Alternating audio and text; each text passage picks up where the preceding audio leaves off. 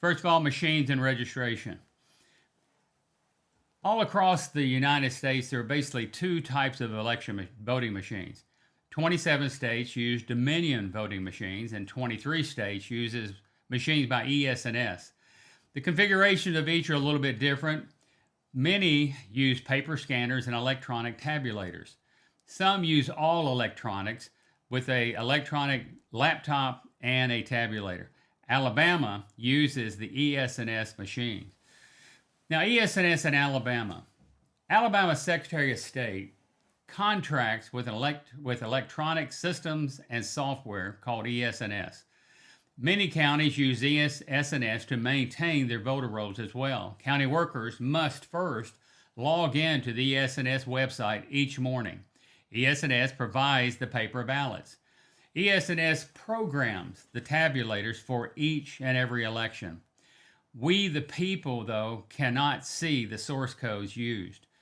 ES&S performs the IV&V testing of their own machines.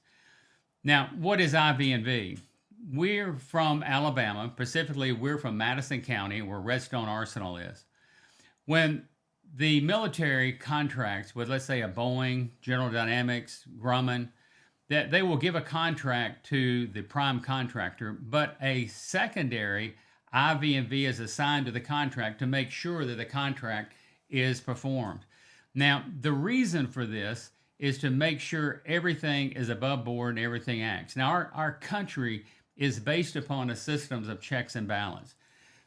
What it reminds me is that our founding fathers gave us a reason for checks and balance. In fact, John Adams said it is by balancing each of these powers against the other two that efforts of human nature towards tyranny can alone be checked and restrained, and any degree of freedom preserves in the Constitution.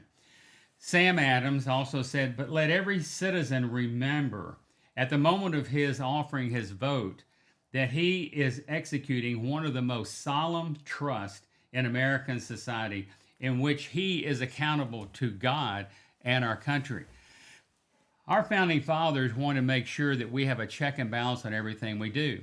In the voting process, that E&V is not performed. Also, ES&S and Clarity Cytal provide the software to each county laptop to access and produce the tabulating results. Now, the first step in voting, and I think everyone here who has actually voted and does vote remembers the day that they registered. On your screen is a sample of the Alabama registration program. The Board of Registers office is where you go to turn these in. The form here, you get your name, your address, and at the very bottom it says here is a question to every those registering, is that I am a U.S. citizen, live in the state of Alabama, and I solemnly swear to approve, to support, and defend the Constitution. This form is to be filled out by the individual and signed. There have been, number one, here's one of the problems.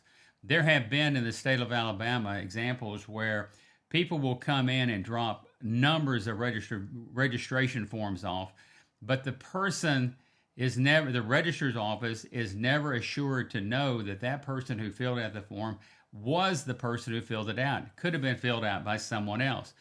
No proof of citizenship is required.